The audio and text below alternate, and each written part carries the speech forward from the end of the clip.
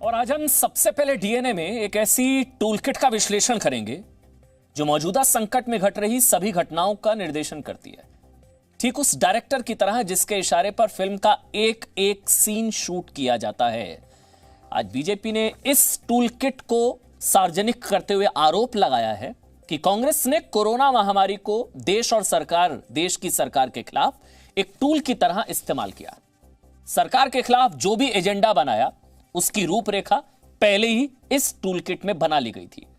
आपको याद होगा 26 जनवरी को दिल्ली में लाल किले पर हिंसा भड़की थी ना, उसके बाद भी एक ऐसी टूलकिट सामने आई थी ग्रेटा थनबर्ग के जरिए, और इस टूलकिट में हिंसा की पूरी स्क्रिप्ट लिखी थी।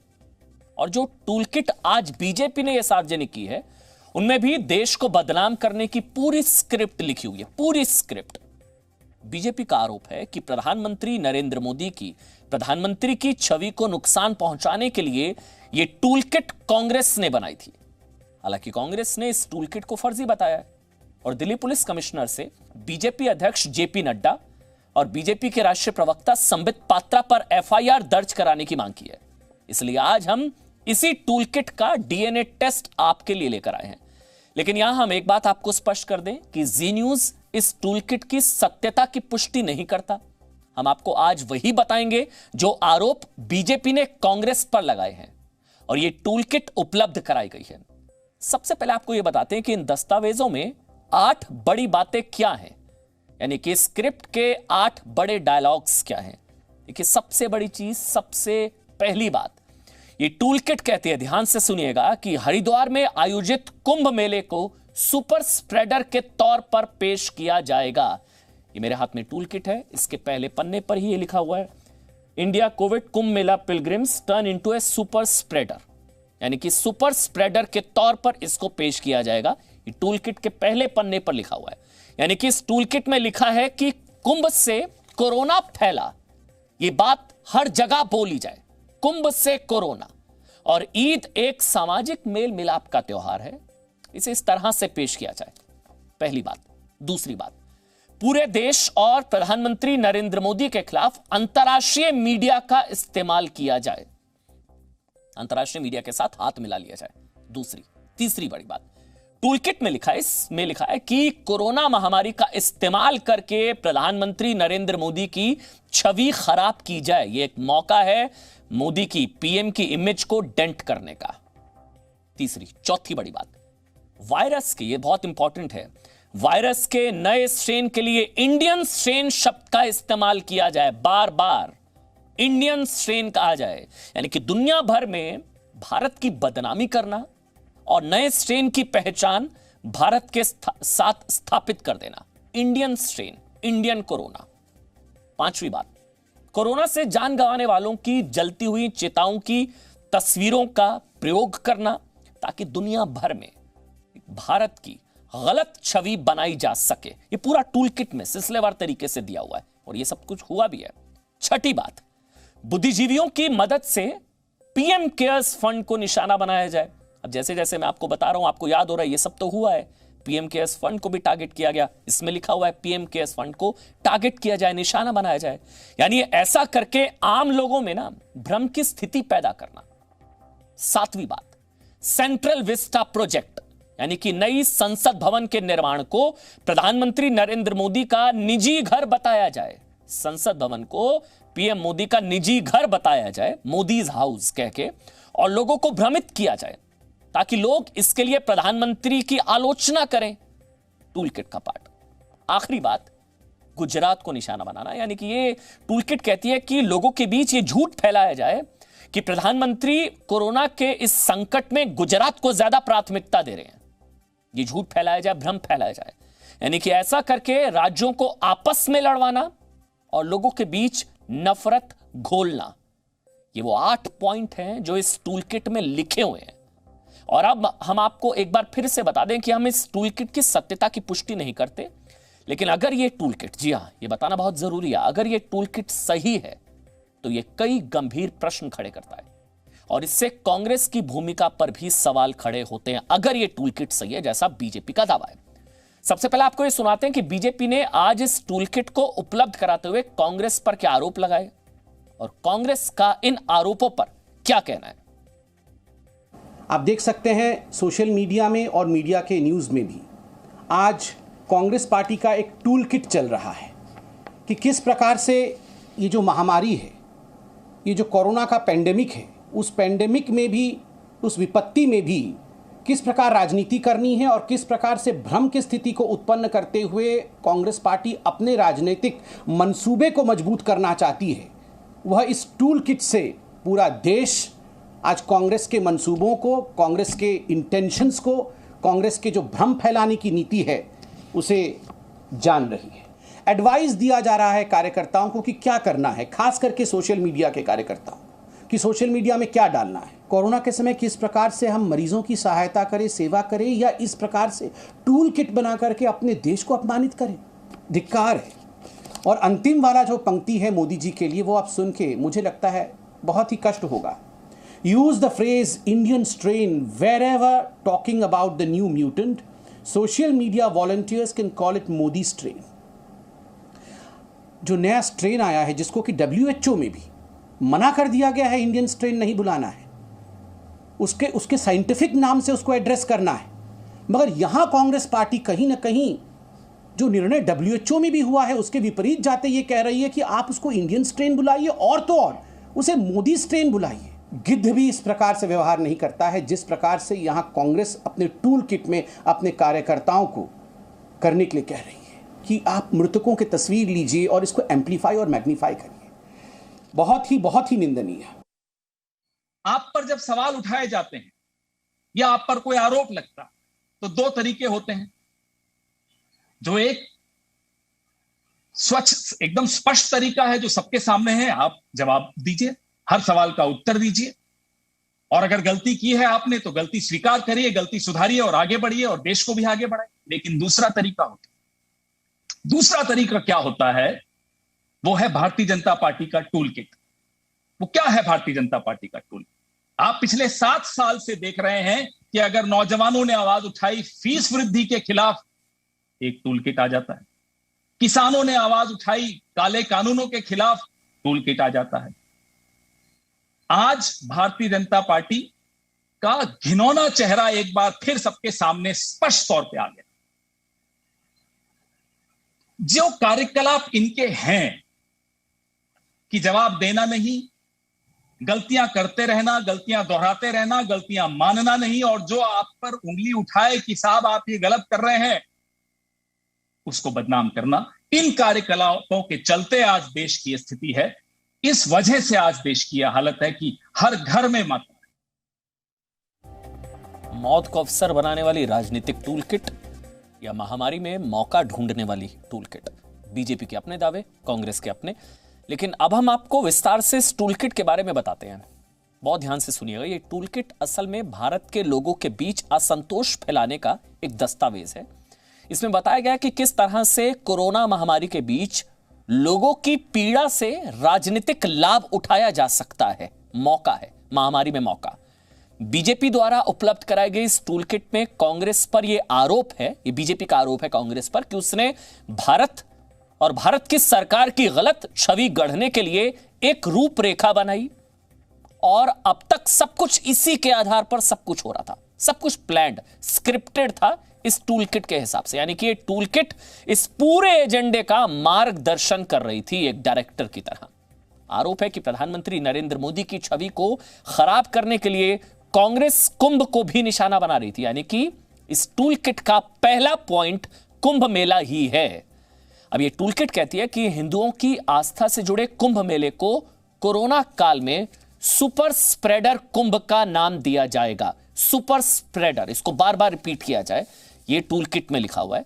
और लोगों की यह राय बनाई जाए कि कुंभ के आयोजन से ही देश में कोरोना का संक्रमण फैला, कुंभ से कोरोना फैला, ये लोगों की राय बनाई जाए। और आपको याद होगा पिछले महीने जब कुंभ का स्नान हुआ था तो भारत ही नहीं बल्कि अंतर्राष्ट्रीय मीडिया ने इसकी तस्वीरों को प्रमुखता से छापा भी था। महत्वपूर्ण बात यह है कि अंतर्राष्ट्रीय मीडिया ने भी इन तस्वीरों के साथ जो हेडलाइन दी, अब ये इत्तेफाक है, संयोग है, प्रयोग है, क्योंकि हेडलाइन जो थी अंतर्राष्ट्रीय मीडिया की उसमें भी कुंभ मेले को सुपर स्प्रेडर ही कहा गया। और यही बात टूलकिट भी कहती है।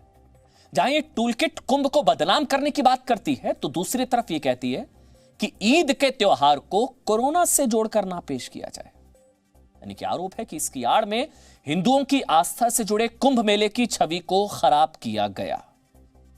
कुंभ मेले के अलावा इस टूलकिट में पीएम केयर्स फंड के बहाने प्रधानमंत्री नरेंद्र मोदी की छवि खराब करने की पूरी योजना लिखी गई है, लिखा गया है इसमें। ये टूलकिट क्या कहती है, ध्यान से सुनिएगा। ये टूलकिट कहती है कि लोगों के बीच ये भ्रम फैलाया जाए कि पीएम केयर्स फंड प्रधानमंत्री से जुड़ा एक प्राइवेट ट्रस्ट है, निजी ट्रस्ट है, जिसमें जमा पैसा सरकार लोगों पर खर्च नहीं करेगी। यह भ्रम फैलाया जाए। इसके अलावा इस टूलकिट में यह भी लिखा है कि देश के पूर्व सिविल सर्वेंट्स का इस्तेमाल करके पीएम केयर्स फंड पर सवाल उठाए जाने चाहिए। और जैसा इसमें लिखा है वैसा हुआ भी था।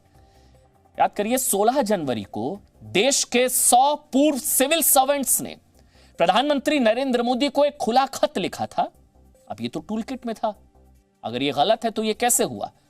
100 पूर्व सिविल सर्वेंट्स ने प्रधानमंत्री नरेंद्र मोदी को एक खुला खत लिखा था, जिसमें उन्होंने पीएम केयर्स फंड पर सवाल उठाए थे। अहम जानकारी यह है कि इन सिविल सर्वेंट्स में हर्ष मंदर का नाम भी शामिल है। हर्ष मंदर कौन है, आपको जानना चाहिए। यूपीए सरकार के दौरान सोनिया गांधी द्वारा संचालित नेशनल एडवाइजरी काउंसिल के वो हिस्सा थे। इसमें एक और नाम है, जूलियो रिबेरो। जूलियो रिबेरो का नाम है, जो अक्सर प्रधानमंत्री नरेंद्र मोदी के खिलाफ बोलते हैं। हाल ही में इस पूर्व सिविल सर्वेंट ने दिल्ली पुलिस को भी एक खत लिखा था इन्होंने, जिसमें इन्होंने दिल्ली दंगों में पुलिस की कार्रवाई पर सवाल उठाए थे और कहा था कि पुलिस बीजेपी के लोगों को बचा रही है।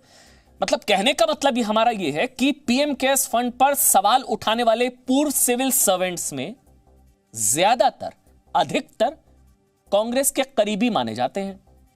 और यही टूलकिट भी कहती है, यानी कि जैसे कि एक फिल्म का निर्देशन होता है ना, ठीक उसी तरह, ठीक वैसा ही इस मामले में इस टूलकिट ने भी किया।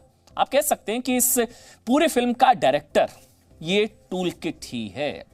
इस टूलकिट में एक जगह यह भी लिखा है, इसको भी आप रिलेट करिएगा कि ये इत्तेफाक है, संयोग है कि जो जो लिखा है वो हुआ। जो सेलिब्रिटी पीएम केयर्स फंड में पैसा डोनेट करता है, ऐसे लोगों को सोशल मीडिया पर टारगेट किया जाए, निशाना बनाया जाए। और ऐसा कई बार हुआ भी, यानी कि जो टूलकिट में लिखा था सब कुछ हूबहू ठीक वैसा ही हुआ।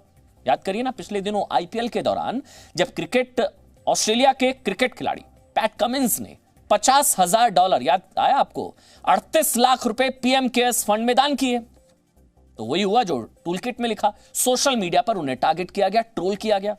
और शायद इसी का परिणाम था कि कुछ दिनों के बाद पैट कमिंस ने अपनी डोनेशन पीएम केयर्स फंड से निकालकर UNICEF Australia's India's Covid crisis appeal में डाल दी। जबकि सच ये है कि देश में यह भी एक इंपॉर्टेंट फैक्ट है, आपको पता होना चाहिए कि देश में पहले चरण की 80% वैक्सीन का खर्च पीएम केयर्स फंड से ही उठाया गया था। यह कोई नहीं बताएगा आपको। और एक महत्वपूर्ण बात यह भी है कि यह पैसा और भी ज्यादा हो सकता था अगर ये टूलकिट की वजह से, अगर दान करने वाले लोगों को टारगेट नहीं किया जाता, निशाना नहीं बनाया जाता, तो पीएम केयर्स फंड से जो खर्चा हुआ जो कोविड के दौरान, वो और भी ज्यादा हो सकता था। अब आपको इस टूलकिट का एक और पॉइंट बताते हैं। इस टूलकिट में लिखा है कि सेंट्रल विस्टा प्रोजेक्ट को प्रधानमंत्री नरेंद्र मोदी के घर के तौर पर लोगों के बीच स्थापित कर दिया जाए। यानी कि लोगों को यह रटा दिया जाए कि नए संसद भवन का निर्माण सिर्फ और सिर्फ प्रधानमंत्री के लिए हो रहा है। संसद भवन का निर्माण सिर्फ प्रधानमंत्री नरेंद्र मोदी का ये घर है, सिर्फ उनके लिए हो रहा है। लोगों को ये रटा दिया जाए, ये टूलकिट का पार्ट है। ये टूलकिट कहती है कि हर प्लेटफॉर्म पर ये बार बार कहा जाए, रिपीट किया जाए कि सेंट्रल विस्टा, ये जो पूरा प्रोजेक्ट है, ये टूलकिट कहती है कि हर प्लेटफॉर्म पर सेंट्रल विस्टा प्रोजेक्ट प्रधानमंत्री नरेंद्र मोदी का निजी घर है, ये कहा जाए। यह आरोप इसी में लिखा है। इसके अलावा कोर्ट में भी इसके खिलाफ अपील की बात टूलकिट में लिखी है। और देखिए ना, जैसा लिखा हुआ है वैसा हुआ भी है। 69 पूर्व सिविल सर्वेंट्स ने प्रधानमंत्री को एक खत लिखकर इस प्रोजेक्ट को रोकने की अपील की थी। दिलचस्प बात यह है कि इस खत पर भी हर्ष मंदर और जूलियो रिबेरो के हस्ताक्षर हैं। अब देखिए, भले ये दस्तावेज कुछ भी कहे, जो दस्तावेज टूलकिट है ये बीजेपी के आरोप हैं। सेंट्रल विस्टा प्रोजेक्ट आज के भारत की जरूरत है, ये फैक्ट है। मौजूदा संसद भवन की लोकसभा में सिर्फ 552 सीटें हैं, जबकि ये आपको पता होना चाहिए कि आने वाले समय में लोकसभा सदस्यों की संख्या 800 तक जा सकती है और राज्यसभा के सदस्यों की संख्या 350 से ऊपर जा सकती है। यानी कि दोनों सदनों में 1200 सीटों वाली संसद भवन की इस समय देश को जरूरत है और सेंट्रल विस्टा प्रोजेक्ट इसी मांग को पूरा करती है। लोकसभा सदस्यों की संख्या इसलिए बढ़ाने की जरूरत है क्योंकि आखिरी बार वर्ष 1976 में ऐसा किया गया था और नियमों के मुताबिक यह नियम कहता है कि हर 25 वर्ष में, हर 25 साल में लोकसभा सदस्यों की संख्या आबादी के हिसाब से बढ़ाई जानी चाहिए, लेकिन हुआ नहीं। 1976 के बाद से आज तक ऐसा हुआ नहीं। 2001 में जब यह होना था तब इसे टाल दिया गया और अब जब 2026 तक ये हो जाना चाहिए, फिर से इसमें रुकावटें पैदा करने की लगातार कोशिश की जा रही है। यहां आपको यह बात याद रखनी है कि अगर आबादी के हिसाब से जो कि होना चाहिए, लोकसभा सीटें और सदस्य ना हो, अगर लोकसभा सीटें और सदस्य ना हो उस अनुपात के हिसाब से, तो ये लोगों के साथ नाइंसाफी होती है क्योंकि वो अपने जनप्रतिनिधि तक कभी नहीं पहुंच पाते हैं। बीजेपी की तरफ से जारी इस टूलकिट में यह भी लिखा है कि कोरोना संकट को सरकार के खिलाफ इस्तेमाल करना है। यह एक मौका है, महामारी एक मौका है, आपदा एक अवसर है। आरोप है कि कांग्रेस ने केंद्र सरकार की छवि को बिगाड़ने के लिए अपनी क्षेत्रीय इकाइयों को यह निर्देश दिया कि वो, ये बहुत ध्यान से सुनिएगा, बहुत इंपॉर्टेंट है टूलकिट में जो लिखा हुआ है, कि वो ऐसे अस्पतालों में कुछ बेड्स को ब्लॉक कर दे जहां उनकी जान पहचान है और ये बेड्स बाद में उन्हीं लोगों को दिए जाएं जो मदद के लिए सोशल मीडिया पर इंडियन यूथ कांग्रेस को टैग करें, IYC को टैग करें, बेड्स को ब्लॉक कर लें, जान पहचान वाले अस्पतालों में उन्हीं को बेड्स दें जो IYC को टैग करें। यानी कि सोशल मीडिया पर खुली मदद की दुकानों का भी इसमें कच्चा चिट्ठा लिखा गया है। यह भी टूलकिट का पार्ट है। हालांकि आरोप कितने सही हैं हम इसकी पुष्टि नहीं करते हैं। ये आरोप हैं बीजेपी के टूलकिट के हिसाब से। इसमें आगे यह भी लिखा है कि अगर कोई पत्रकार सोशल मीडिया पर मदद मांगता है तो उसकी तुरंत मदद की जाए और अगर ऐसा करके पत्रकारों को भी इस एजेंडे में जोड़ा जाए। ये सब टूलकिट का पार्ट है। ये जो बातें इस टूलकिट में लिखी है वैसा हकीकत में हुआ भी है। आप सोशल मीडिया पर ऐसे कई पत्रकारों को मदद के लिए लोगों के मैसेजेस शेयर करते हुए देखते होंगे और इन पत्रकारों को मदद मिल भी जाती है। यानी कि अगर ये टूलकिट सही है तो ये सब कुछ इसी आधार पर हो रहा है। एक और बड़ी चीज, ये टूलकिट गुजरात को लेकर भी बड़ी बात कहती है। इसमें लिखा है कि लोगों के बीच ये झूठ फैलाया जाए कि प्रधानमंत्री नरेंद्र मोदी, प्रधानमंत्री कोरोना के इस संकट में गुजरात को ज्यादा प्राथमिकता दे रहे हैं। यानी कि प्रधानमंत्री नरेंद्र मोदी को नुकसान पहुंचाने के लिए ये टूलकिट पूरे देश में 6 करोड़ गुजरातियों के खिलाफ प्रतिकूल माहौल बनाने की बात करती है। इसके अलावा इसमें यह भी लिखा है कि लोगों के बीच यह झूठ फैलाया जाए कि प्रधानमंत्री ने सबसे ज्यादा वैक्सीन गुजरात को दी है, यह झूठ फैलाया जाए, जबकि यह कोरा झूठ है। सच ये है, आपको पता होना चाहिए कि अगर कोई इस तरह का झूठ बोलता है टूलकिट के हिसाब से तो आप उसको बताइए कि सबसे ज्यादा वैक्सीन गुजरात को नहीं, महाराष्ट्र को मिली है, जहां कांग्रेस की सरकार है, एनसीपी की सरकार है, शिवसेना की सरकार है, मिलीजुली सरकार है। सबसे ज्यादा महाराष्ट्र को वैक्सीन दी गई है। अगर पार्शियलिटी होती तो विपक्षी राज्यों को सबसे ज्यादा वैक्सीन क्यों? सबसे ज्यादा आबादी वाला राज्य तो उत्तर प्रदेश है। इसी सूची में गुजरात, महाराष्ट्र, राजस्थान और उत्तर प्रदेश के बाद चौथे स्थान पर है। गुजरात जो है चौथे स्थान पर आता है, चौथे स्थान पर। समझने वाली बात यह है कि महाराष्ट्र और राजस्थान में कांग्रेस की सरकार है और कांग्रेस के शासन वाले राज्यों को ही सबसे ज्यादा वैक्सीन मिली है। तो ये टूलकिट यहां पर एक्सपोज होती है। देखिए, जैसा कि हमने कहा कि हम बीजेपी की तरफ से लगाए गए इन आरोपों और दस्तावेजों की पुष्टि नहीं करते हैं, लेकिन इन सभी दस्तावेजों की हमें मानते हैं कि जांच बहुत जरूरी है। ये बहुत सीरियस चार्ज है, बहुत गंभीर आरोप है, जांच बहुत जरूरी है। कांग्रेस बीजेपी के आरोप से इंकार करते हुए इस टूलकिट को फर्जी बता रही है। लेकिन सवाल यह भी है कि टूलकिट में जो जो लिखा है हुआ तो बिल्कुल वैसा ही है। बिल्कुल वैसा ही काम कांग्रेस क्यों कर रही है अगर टूलकिट गलत है? अगर इनमें लिखी बातें और कांग्रेस पर लगे आरोप सही है तो यकीन मानिए कई सवाल इसमें खड़े होते हैं। Presenting B News app available on Google Play and App Store. Download it now.